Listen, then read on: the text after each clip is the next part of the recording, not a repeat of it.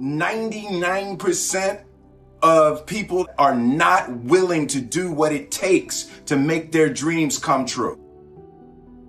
The Marines have a saying, everybody wants to go to heaven, but nobody wants to die. The center of bringing any dream into fruition is self-discipline. You know, something as simple as food and eating. It's not about your body as much as it is about your mind. It's getting command of your mind to be able to choose actions that are in your own best interest. Every day we are choosing that's not in our own best interest. So if the world is attacking you and the world wants to fight you and the world's trying to hold you down, so you're going to kick yourself in the balls? So you're going to stop yourself from getting what you dream. And I think the word discipline has kind of gotten a bad name. We think about it in terms of punishment.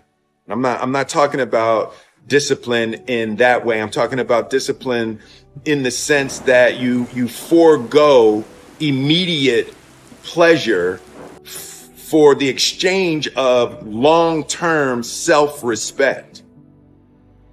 I believe that self-discipline is the definition of self-love.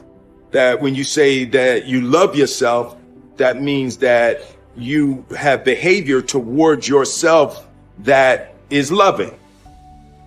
Self-discipline is the center of all material success. You cannot win the war against the world if you can't win the war against your own mind. Self-love is when you say to yourself, oh, man, look, I know you and that girl got a real connection. I know y'all vibe, but that's your girl's cousin. So I love you too much to let you do that. It's like you say to yourself, hey, man, look, I know you want to eat that pizza and it'll be really good, but I can't let you eat that, man, because if you eat that pizza, you're going to feel like shit, and I love you too much to let you eat that. Self-love is, hey, look, I know you got a test on Monday, and I know you really want to go out with your friends. It's Saturday night, you want to go out, but if you fail that test, you're not going to feel good about yourself. I love you too much to let you go out tonight. Self-discipline is self-love. If you want to be happy, you have to love yourself, which means you have to discipline your behavior. The road to sustained happiness is through disciplining your behavior. We tend to base our self-esteem on what other people think. And that's not really self-esteem. Self-esteem is supposed to be how we feel about ourselves. And I was just saying how dangerous it is to allow other people to determine how you're going to feel about you. And it's kind of like looking into a broken mirror. You're going to look in a broken mirror and then change your face to try to look good in this defiled, busted, broken mirror. And it just, other people's opinions is a really way to determine how we feel about ourselves.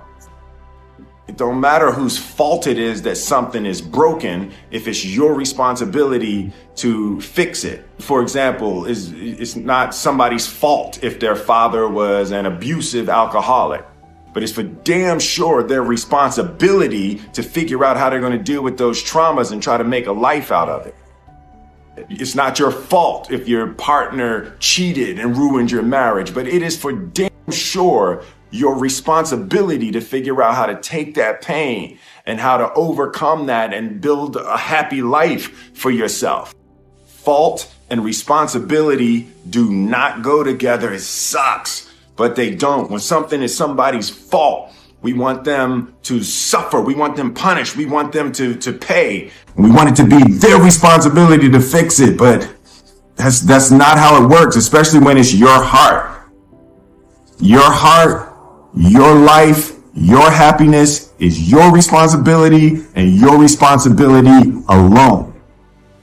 As long as we're pointing the finger and stuck in whose fault something is, we're jammed and trapped into victim mode. When you're in victim mode, you're stuck in suffering. The road to power is in taking responsibility. Your heart, your life, your happiness is your responsibility and your responsibility alone. You can make a person smile, you can make a person feel good, you can make a person laugh, but whether or not a person is happy is deeply and totally and utterly out of your control. The prerequisite for spending time with any person is that they nourish and inspire you. They feed your flame. Look at your last 5 text messages. Are those people feeding your flames or dousing your fire? Put your phone down for just a second and look around.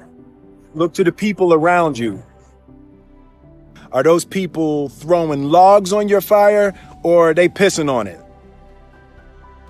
I want my life, I want my work, my family, I want it to mean something. And it's like, if you are not making someone else's life better, then you're wasting your time. The separation of talent and skill is one of the greatest misunderstood concepts for people who are trying to excel, who have dreams, that want to do things. Talent you have naturally. Skill is only developed by hours and hours and hours of beating on your craft. You don't try to build a wall. You don't set out to build a wall. You don't say, I'm going to build the biggest, baddest, greatest wall that's ever been built. You don't start there. You say, I'm going to lay this brick as perfectly as a brick can be laid. There will not be one brick on the face of the earth that's going to be laid better than this brick that I'm going to lay in this next 10 minutes. And you do that every single day. And soon you have a and wall. soon you have a wall. And I think psychologically, the advantage that gives me over a lot of people that I have been in competition with in different situations is it's difficult to take the first step when you look how big the task is. The definition of who I am is very clear to me, and it also redefines who I want to be, in that I know for a fact that I'm stronger than I thought I was. You know, you can't help but ask yourself the question, what would I do if I was in Muhammad Ali's shoes? I'm motivated by fear. I hate being scared to do something. And I think what developed in my early days was the attitude that I started attacking things that I was scared of. Why were you scared in your bed the night before? What do you need that fear for? Just don't go. Why are you scared in your bed 16 hours before you jump? Why are you scared in the car? Why could you not enjoy breakfast? Fear of what? You're nowhere even near the airplane. Everything up to the stepping out, there's actually no reason to be scared. It only just ruins your day. You don't have to jump. And then in that moment, all of a sudden, where you should be terrified is the most blissful experience of your life. And God placed the best things in life on the other side of terror.